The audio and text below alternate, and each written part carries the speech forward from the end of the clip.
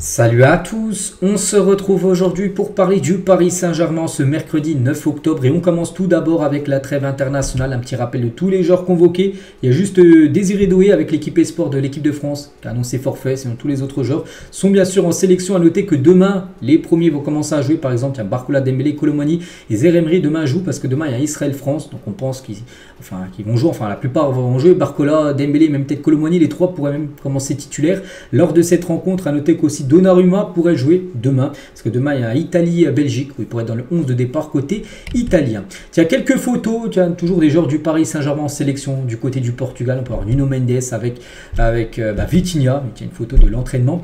Du côté de la sélection portugaise, du côté de l'Italie, qui joue demain contre la Belgique, une photo de Gianluigi Donnarumma, on peut voir aussi Randal Kolo Muani, qui pourrait être titulaire comme j'ai dit. Pour le match de demain contre Israël, on peut voir aussi Kangini, qui prépare ses deux prochains matchs avec sa sélection, la Corée du Sud, et une photo aussi de Beraldo, même Pacho, le défenseur équatorien. Alors c'est de bonne chance, bien sûr, on parlera de toutes les performances des joueurs du PSG quand ils joueront des matchs en sélection. On continue maintenant, on bascule sur l'équipe parisienne, donc c'est la trêve, oui, il n'y a pas de match, mais bon, le prochain match, il se profile quand même, donc on est né le 9. Prochain match c'est le 19, donc dans 10 jours, jour pour jour. Reprise de la Ligue 1, un match à 20h45 sur DAZN et un match contre Strasbourg, ça sera le 19 octobre prochain. Ensuite le 22, ça sera le PSG-PSV et après il y aura ce Marseille-Paris Saint-Germain. Et à noter, tiens, concernant cette rencontre les gars, et c'est officiel, les supporters du PSG sont une nouvelle fois interdits de déplacement à Marseille pour le classique le 27 octobre prochain en Ligue 1.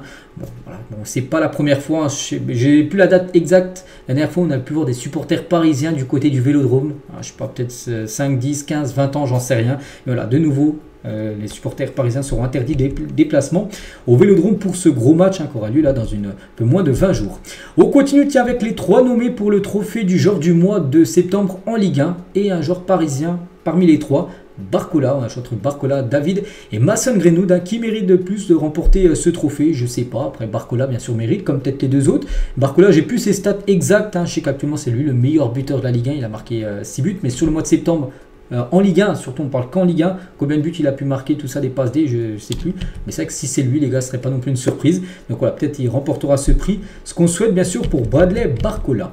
On continue avec un communiqué officiel de la part du Paris Saint-Germain. Le PSG est fier d'annoncer la nomination de Victoriano Melero au poste de directeur général. Cette nomination s'inscrit dans la poursuite de la nouvelle ère du club qui met l'accent sur l'innovation, la performance et l'excellence sur et en dehors des terrains. Bon, je pense que même moi je ne connais pas, je pense que vous aussi personne ne le connaît, mais c'est lui maintenant le directeur général et il succède en gros à Mark Armstrong, le directeur des revenus du club, en gros qui était parti, mais en gros c'est voilà, la personne en plein milieu, lui il avait démissionné, il était parti, c'est lui en gros son remplaçant.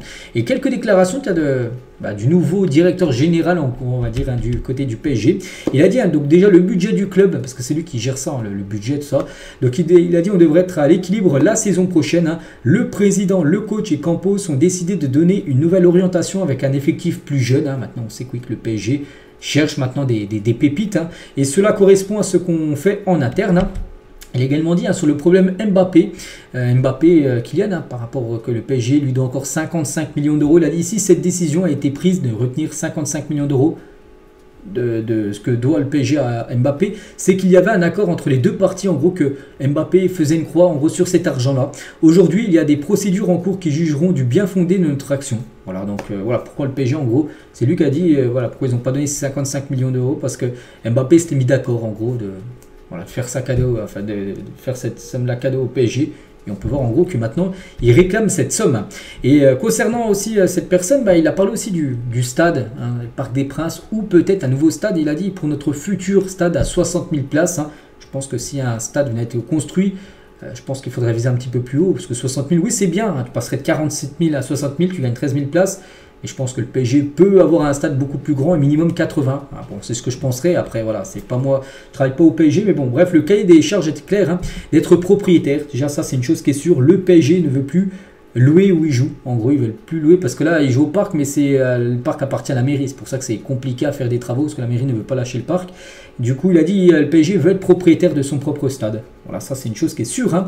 Et cette condition n'est pas remplie par le parc, vu que la mairie ne veut pas vendre le Parc des Princes au Paris Saint-Germain. Donc l'enjeu est de faire de ce nouveau stade un lieu de destination. Il faudra 8 ans, voilà, le temps de mettre tout ça en place et le temps de faire les travaux, tout ça et l'inaugurer. Il faudrait 8 ans. Voilà, donc bien sûr ça prend du temps, mais voilà, plus peut-être il y aura un projet qui sera validé, bah, plus tu pourras commencer peut-être à faire des travaux, parce que pour l'instant on se dirige vraiment plutôt vers un nouveau stade que rester du côté du Parc des Princes, parce qu'on sait que la mairie, hein, comme j'ai dit, ne veut pas lâcher, le parc ne veut pas le vendre, et comme j'ai dit, le PSG veut être propriétaire de son stade.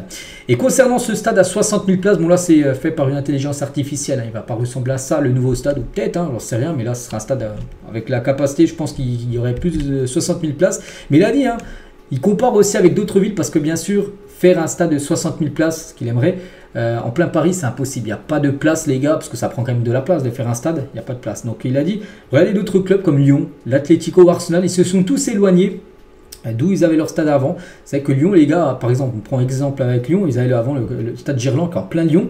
Ils ont fait un nouveau stade maintenant. En plus, moi, je passe tout le temps l'autoroute qui est juste à côté. C'est un stade qui est quand même éloigné de Lyon. Et bien, pareil, du côté de l'Atlético, avant, ils avaient leur stade chez Vicente Calderón. Ils ont leur nouveau stade, Wanda Metropolitano, qui est un petit peu écarté de la ville de Madrid. Pareil, hein, pour Arsenal, c'est un petit peu écarté, on va dire, de l'ancien stade. Et en gros, il dit que bah, pour le PSG, ce serait pareil. Le Parc des Princes qui est voilà, Paris.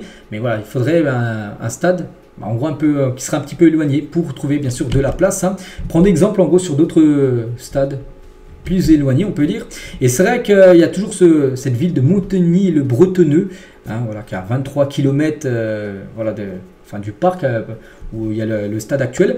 Et donc la réserve foncière du stade actuel ne répond pas au cahier des charges du PSG, c'est bien simple, hein. Ils veulent là voir le plus beau stade au monde. Hein. Voilà, c'est le président de la communauté d'agglomération de Montigny-le-Bretonneux qui dit, hein, je ne peux pas en dire trop, mais les réunions que j'ai avec eux sont très encadrées et sérieuses. Hein. Voilà, c'est simple, ils veulent l'un des plus beaux, voir le plus beau stade du monde. Voilà, parce que bien sûr, celui qui est le maire peut-être de Montigny-le-Bretonneux, il a déjà entendu parler, bien sûr, que le PSG voulait construire un stade et peut-être dans sa ville. Et voilà, donc lui, il a entendu des échos, en gros, que le stade serait peut-être l'un des plus beaux au monde. Voilà. On verra, parce qu'on est encore très très loin, les gars, de voir, bien sûr, le stade fini.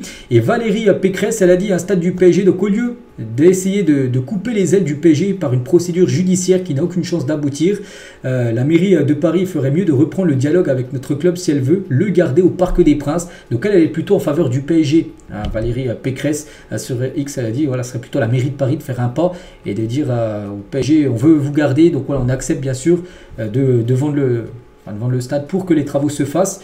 Hein, c'est à l'encontre bien sûr de Anne Hidalgo. Hein. Anne Hidalgo, c'est elle qui est contre le Paris Saint-Germain. Elle est plutôt en faveur du Paris Saint-Germain.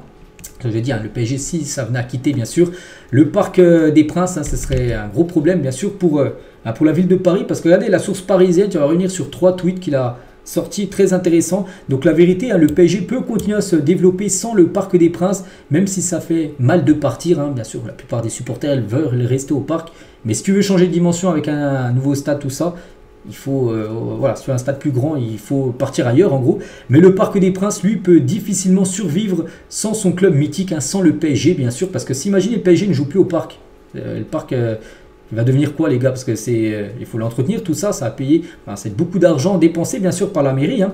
Le calcul a été mauvais en face donc, de la mairie de Paris. Le stade peut malheureusement très vite devenir un problème comme le Stade de France, hein, qui est devenu un gouffre financier pour les contribuables. Le départ du club sera une catastrophe, hein, pour la ville. Il faudra se souvenir de ce qui a refusé cette vente. Hein.